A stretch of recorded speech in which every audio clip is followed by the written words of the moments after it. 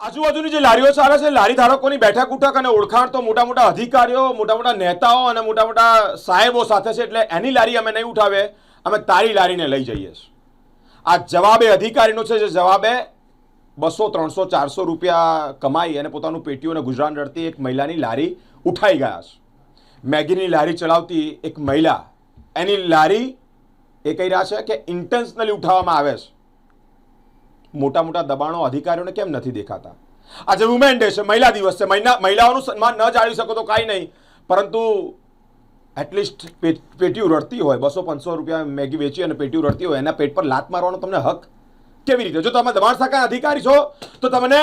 એનો પણ હક છે કે તમે મોટા મોટા દબાણો હટાવો જેના લીધે શહેરમાં અકસ્માતો સર્જાય છે જેના લીધે નિર્દોષ લોકો મરે છે જેના લીધે મોટા મોટા રોડ આપણા વડોદરા શહેરની નાની નાની ગલીઓ જેવા થઈ ગયા છે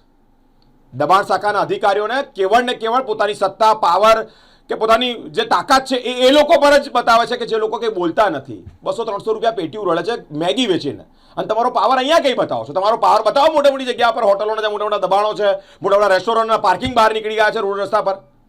ઇન્ટેન્શનલી આ લારી ધારકની લારી ઉઠાવવામાં આવી છે તે કહી રહી છે કે અમે તો નાના માણસ છીએ તો અમારી લારી ઉઠાય તમે કેમ અમારી ઉઠાવો બીજા બધાની તો કે બીજા બધાની બેઠક ઉઠક તો મોટા નેતા એટલે લારીવાળા ભાઈને કહેવા માંગી સાહેબ એને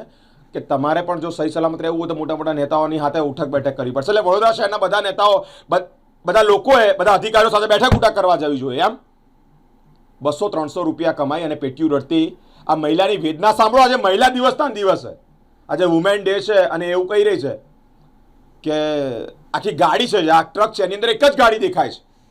બીજી કોઈ ગાડી જ નથી ઇન્ટેન્શનલી રેસ્કોસ સર્કલ પાસે રેખાબેન નામના જે એક મહિલા છે તેઓની ઇન્ટેન્શનલી લારી ઉઠાવે છે રડી રહ્યા છે એવું કહી રહ્યા છે કે બીપી ડાઉન થઈ ગયું છે 200-300 પર ઘરનું ગુજરાન ચાલતું હોય અને મોટા મોટા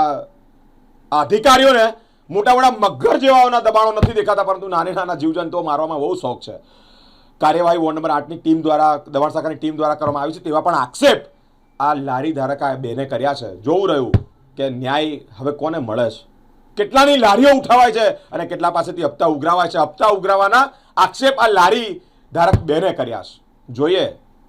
કેટલા મોટા મોટા લોકોના દબાણો હટાવવામાં અધિકારીઓ ઇન્ટરેસ્ટ છે પછી નાના નાના લોકો કે જે 200-200 રૂપિયા કમાતા હોય એ લોકો પાસેથી હપ્તા લેવાનો આ લોકોને ઉત્સાહ જાગ્યો છે આવનારા સમય બતાવી રહ્યા છે